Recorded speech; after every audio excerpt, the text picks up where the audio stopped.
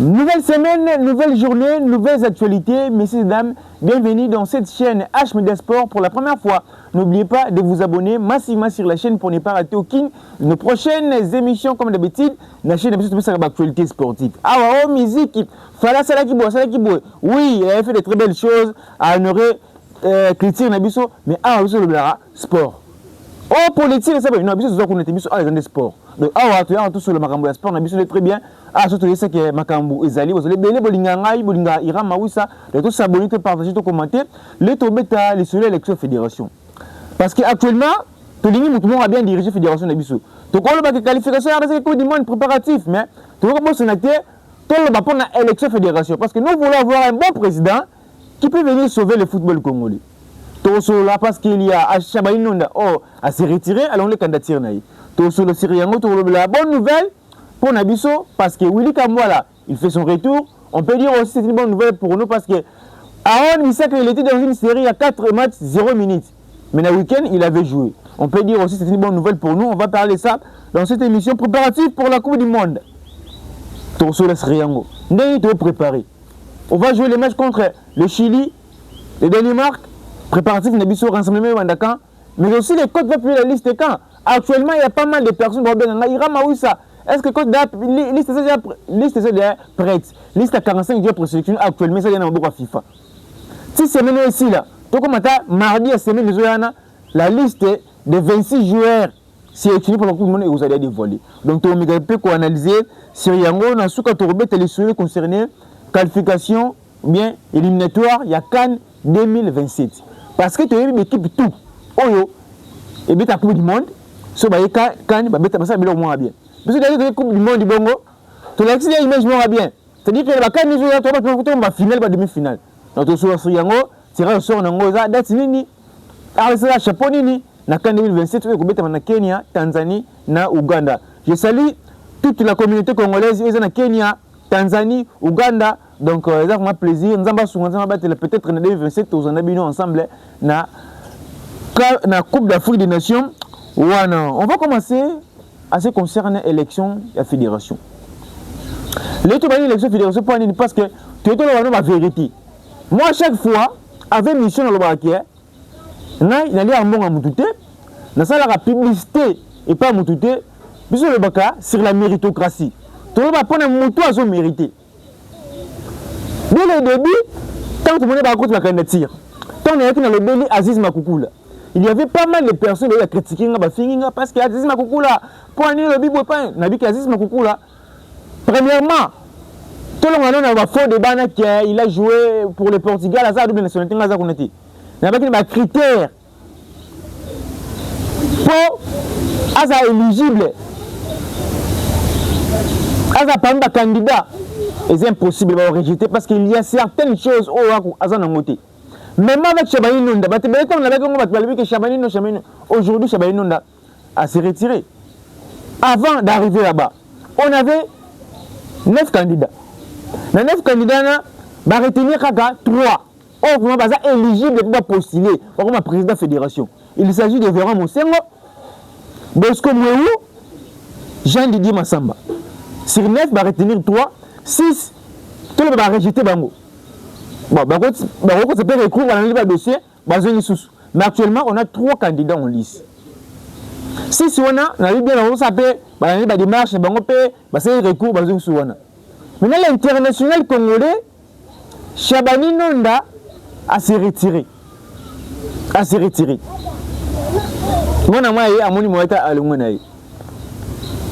Il était le candidat le plus aimé dans les réseaux sociaux.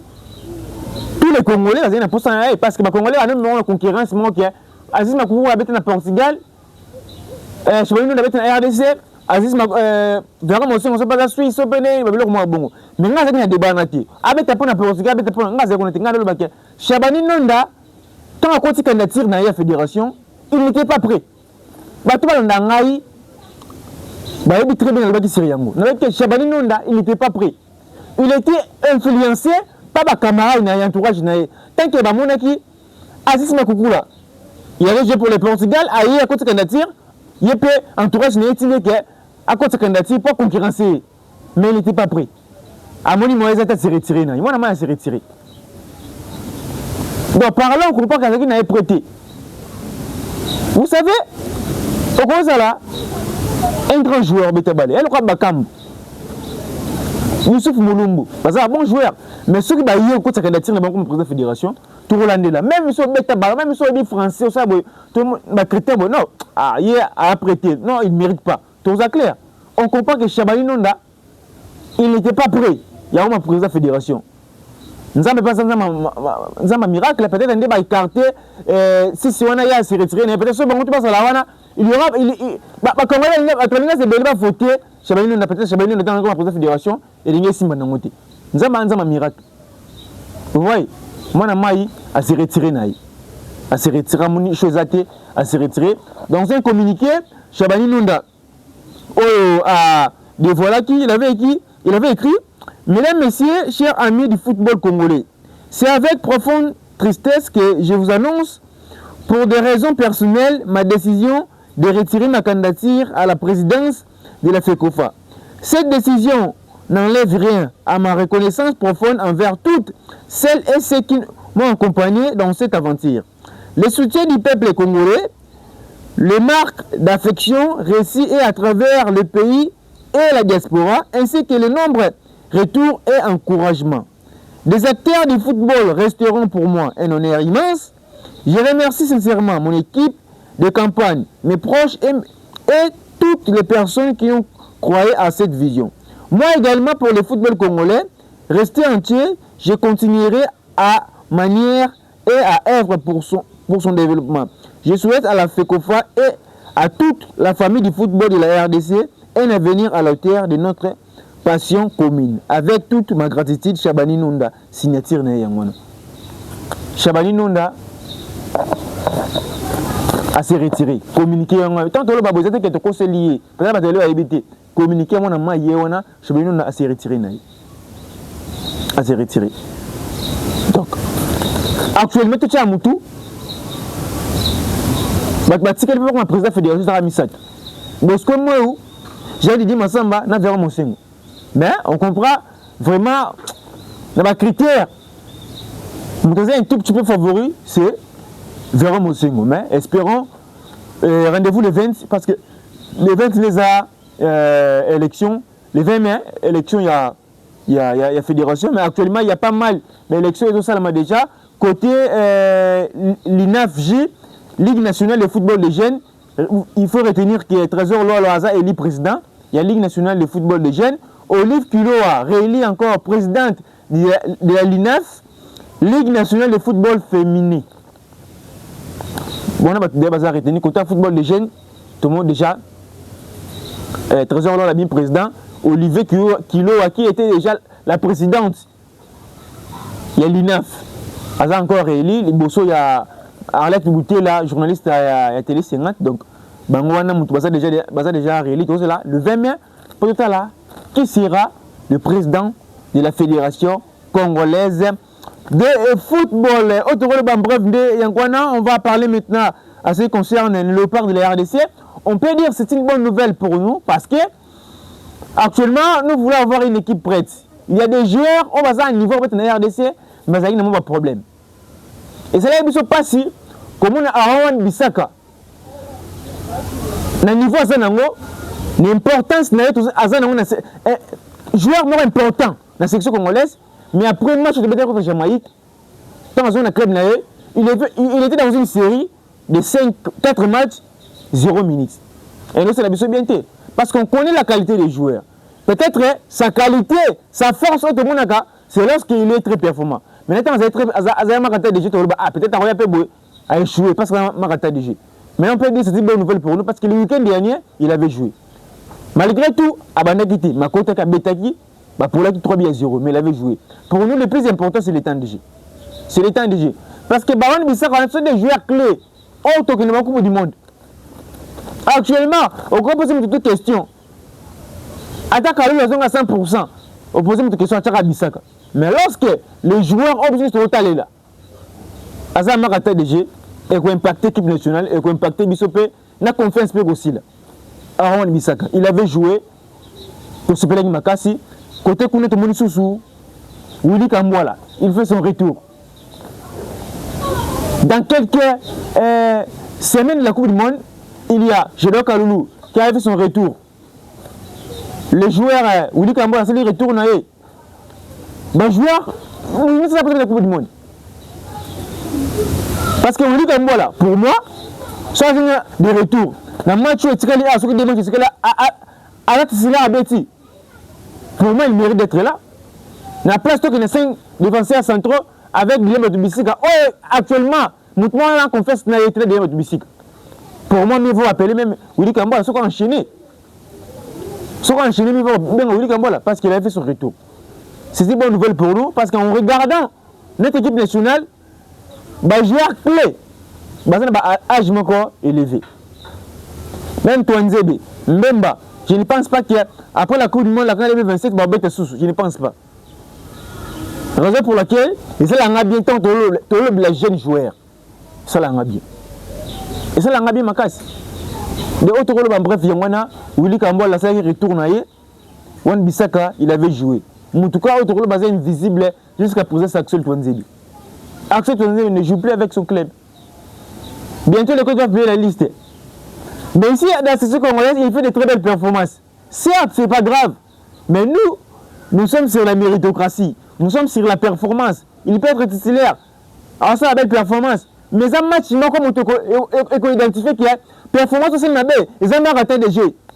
On avait vu ça avec Dimitri Berthold. On joue contre le Soudan. Dimitri Berthold, Pomba. Contre le Togo, Pomba. Contre Pomba. Totier contre le Sénégal. Dimitri Berthold. Léger. On avait compris directement qu'il y a mauvaise prestation. Il y a Dimitri Berthold et Zaman Kata-DG. Actuellement, Dimitri Berthold n'est plus titulaire dans notre sélection. Alors, nous sélectionnons. Vous voyez, maintenant, Zaman Kata-DG, tu as bien Kaka. À sa belle performance, tu as plané contre l'équipe moins bon. Tu as affronté jusqu'au Sénégal. Par là qu'on avait compris que Dimitri Berthold a Zaman Kata-DG. Zaman Kata-DG. Il y a un tour de Bayangwana, tant que le joueur Willy Kambouala. Ils ont formé. Ils ont enchaîné. Même si on va appeler Touanzebe. Mais au cas de Dylan comme Willy Kambouala. Parce qu'actuellement, si Touanzebe a bimi, par contre, Dylan, tu as aussi Mara Moutou. Parce que Dylan, il peut confiance ici, il est déjà. Vous voyez? Il faut bien que tu aies une bonne confiance. Mais tu vas Sadiki. Moukao. Si on a tenu que non, Moukao Azali, Sadi Gazali. Donc, blessure, il y a Kambouala, et c'est important. Retour à blessure, c'est important pour nous pour aider Bissot. On a surpris il y a un moment où Sébastien de Sabre. Parce que ça a permis aux joueurs, la première discussion, peut-être dans la prochaine émission, on va déjà ça après ou pas. Mais sur les informations en possession, Willy Kambouala, il était parmi les joueurs. La première administrative, il y a des acquittés, on a Sipenga. Et là, quand vous avez blessé à Zoka, il y a une autre sélection depuis Kala. Nous avons blessé M. Boubaka. Mais, tu regardes la prochaine émission s'il est éligible ou pas. Mais s'il est éligible à enchaîner ma match, pour moi, il a surpris, c'était vraiment Willy Kambouala. Dans la liste, il y a Sébastien Desabre. Préparatif pour la Coupe du Monde. Préparatif pour la Coupe du Monde. Nous sommes dans quelques jours pour la Coupe du Monde. Et ça a besoin de plaisir, premièrement. Comme on a RDC avec la Coupe du Monde. Mais, dans cette édition, la Coupe du Monde, tu dois s'imposer.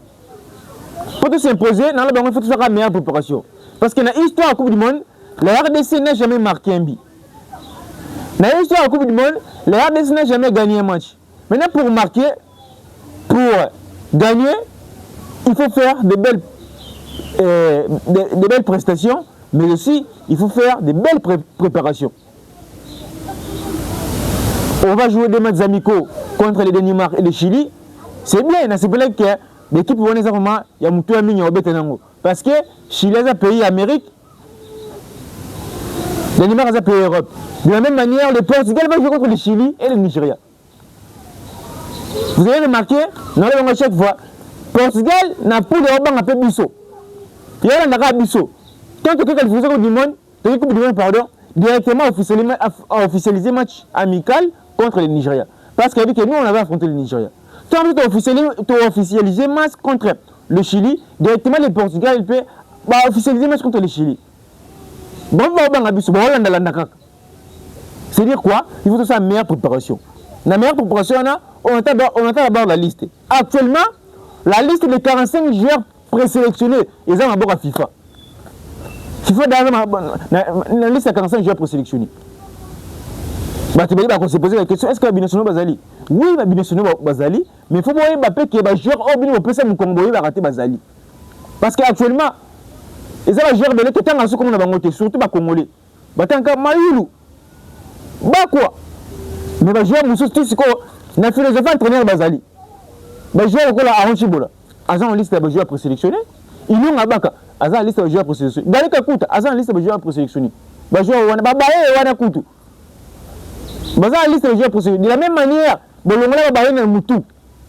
Tu as vu que Bissaka Zali, Bissaka, tu as vu que tu as blessure quand tu regardes le Baye. Mais Baye, il y a un moutou. De la même manière, je vous dis que les joueurs de un moutou. Baranchibola. Babilal Batumisika. Bainonga Baka. Baza la liste de joueurs présélectionnés. Maintenant, on attend la liste officielle. Pour les binationaux, nouveaux joueurs, c'est la première BDT. Tout le monde est clair. Moi, je sais que c'est vrai. Je sais que contre Jamaïque, qui a fini de bêta. Les binationaux vont s'arrêter. Je sais que vont s'arrêter. Quand tu as bêté, tu peux te bêter contre le Nigeria, Cameroun, tu bêtes Cannes, tu es Maroc en difficulté, tu es contre l'Algérie, tu as 1-0. Quand tu as regardé Kaka, dynamique, tu as sais bien. Il y a un coach à bien lister au moment qu'il va jouer, nouveau joueur. De la même manière, il y a des joueurs qui candidat sérieux aux listes, c'est les sabres. On a l'habitude que Barosala. Mais bon, on a vu un candidat sérieux. On a moutou. Mais Goma, un candidat sérieux. Kalimundo, Bondo. Nous ne pouvons pas avoir un candidat sérieux, c'est comme moi là. Mais Magoma, c'est l'un des candidats sérieux. Afnuko Poulou, tu vois le candidat sérieux parce que lui, il n'est plus binational. Lui, c'est un international congolais. Quand tu es alors, Poulou, nous avons par exemple, Magoma, on a un candidat sérieux. Est-ce que nous avons un candidat sérieux? Parce que nous avons déjà un quartier épais. Tu as baigné, il y a déjà. De la même manière, il y a Afimoko. Parce qu'Afimoko, il est déjà éligible. Sa sélection ou bien nos sélections, nous sommes les carnats politiques entraîneurs. Maintenant, les joueurs, les binationaux, on va convoquer Magoma Ozalawana. À cause de parce qu'il est parmi les joueurs favoris pour remplacer Stronkes. Parce que Diana, jusqu'à présent, il ne joue pas. Milieu du terrain. Diana ne joue pas. Vous voyez, à ça qu'il est sérieux pour Zalawana. Bon, de pas ça qu'il est sérieux pour Zalawana. La défense ne dit pas Kambola, mais aussi avec Marc Bola. Parce que Marc Bola, à chaque finaliste, va jouer présélectionné. Peut-être que les gens vont surpris, au moins, par exemple, ils ont blessure. Ou bien,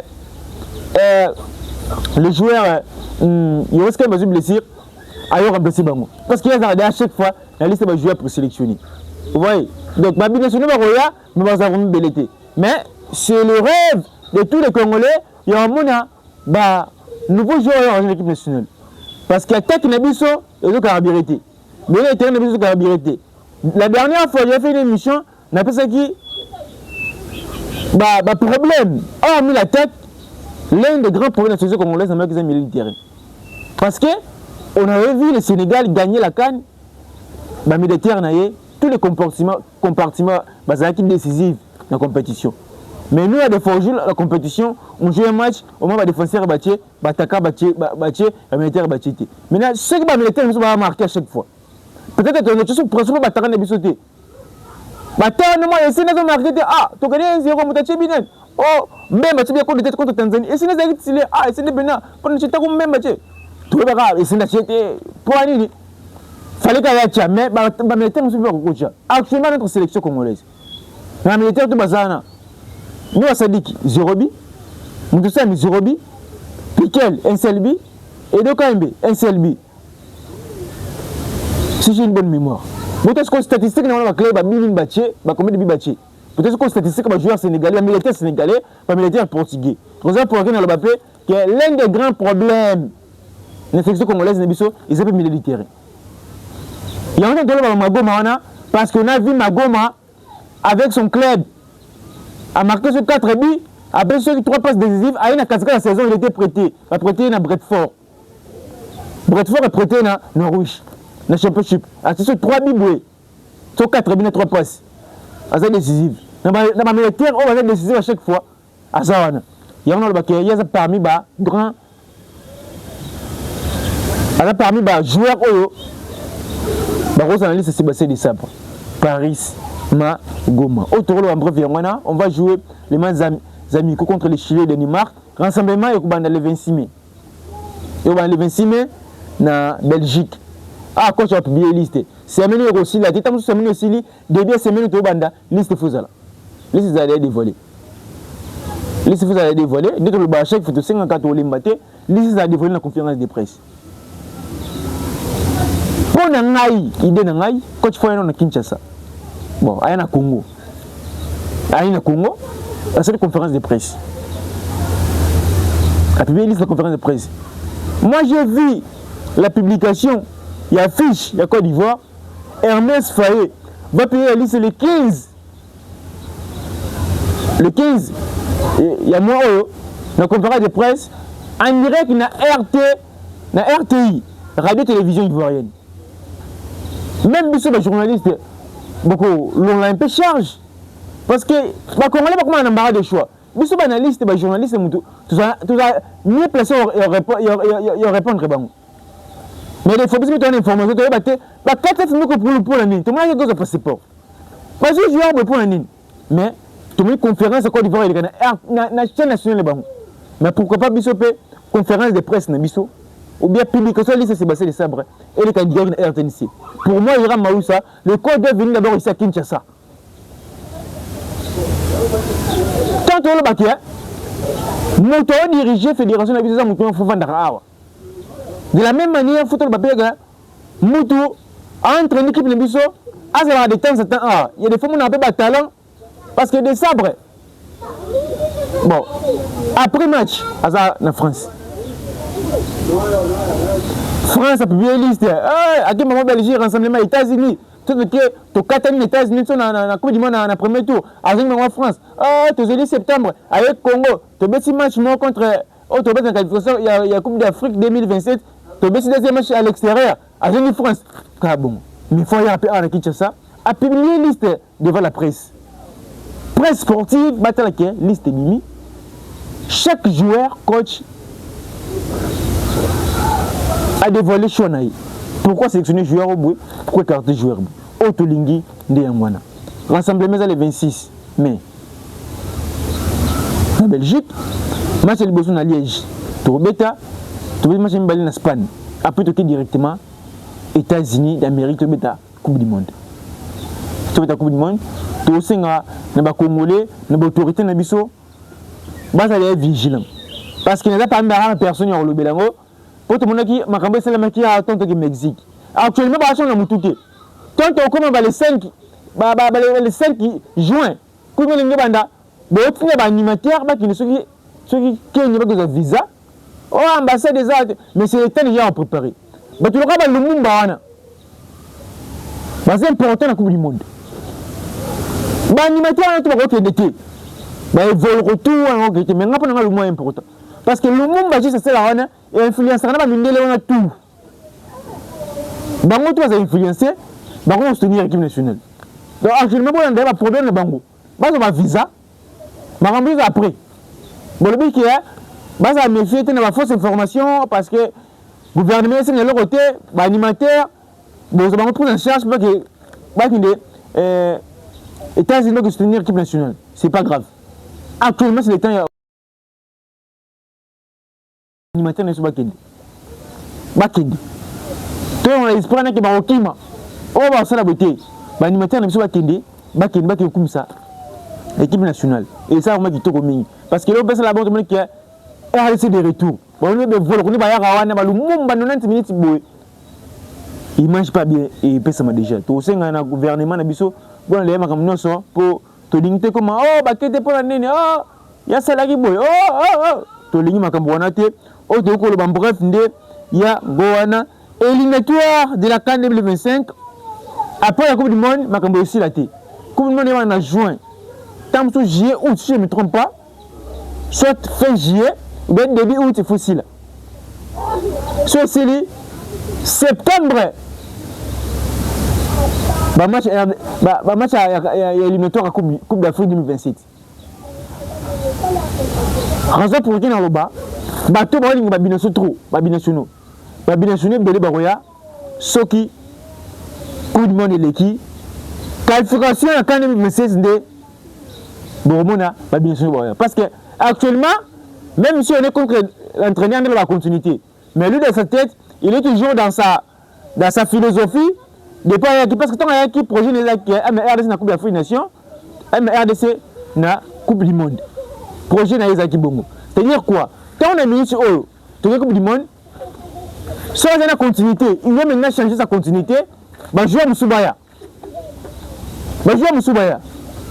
donc après Coupe du Monde pour moi bah jouer une équipe nationale qualification à Coupe d'Afrique des Nations de très bien pour retenir que CAN 2027 ils ont confirmé na Kenya, Tanzanie, Ouganda. Je salue toutes les personnes qui ont depuis Kenya, Tanzanie, Ouganda. Dans la poste Nabino, si vous avez beaucoup de numéros, on va développer tout notre groupe.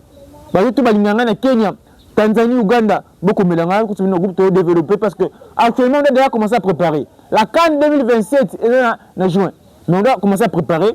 Nous avons déjà. Tout pour préparer, nous avons déjà. Donc, ils ont vraiment bon tirage au sort, il y a match il y a qualification, il y a Coupe d'Afrique 2027, c'est le 19 mai. Le 19 mai, les RDC longé dans le chapeau 1. Tu vois, le chapeau 1, dans un grand pays. Dans le chapeau 1, c'est-à-dire le Sénégal, la Côte d'Ivoire, l'Égypte, le Maroc, tout le monde. Ils ont vraiment retenir en bref. Mais actuellement, dans le match de la Coupe du Monde, on a la liste officielle. Semaine reçue, la semaine aussi, peut-être. Début de la semaine prochaine, liste à Sébastien de Sabre vous a déjà dévoilé. C'était moi, votre M, le présentateur Iram Mawissa, notre bagation, Naïssa qui m'a cambouzali. Tout s'abonner, tout partager, tout commenter, et ça m'a dit tout remis. Bon, on a des informations, mon société. Parce que le groupe WhatsApp, on a mon BTBL, oh, liste bimoué, liste non bimité. On a le bamimité, on a pas ça d'informations directes. Si on a le lobby, c'est que c'est vrai. Parce que, bisous, tu as attaqué, tu as le page Facebook, non, tu as recherche. On a des relations. Tout ça, nous sommes dans la fédération, dans la staff technique RDC. Tout ça, on a contact. Ah, pour ça, tout ça, ma relation. On a des connaissances dans la fécodie. Mon fils va juste Bélini. Avec la fiston manista, tout ça, contact. Et là, quand on échappe, on a tout les bonnes informations. On a tout les bonnes informations. Donc, on a le bref, on a des fausses informations. Ce que c'est que c'est vrai. Autre rôle vraiment de Yangwana. Et ça ira Mawissa depuis Kinshasa, la capitale de la République démocratique du Congo. Pour la première fois, n'oubliez pas de s'abonner, partager, commenter. Vous savez vraiment quitter Komingi. Sinon, portez-vous bien, gardez le sourire, faites-vous plaisir avec votre argent car les problèmes de la vie ne finiront jamais. Merci, à la prochaine.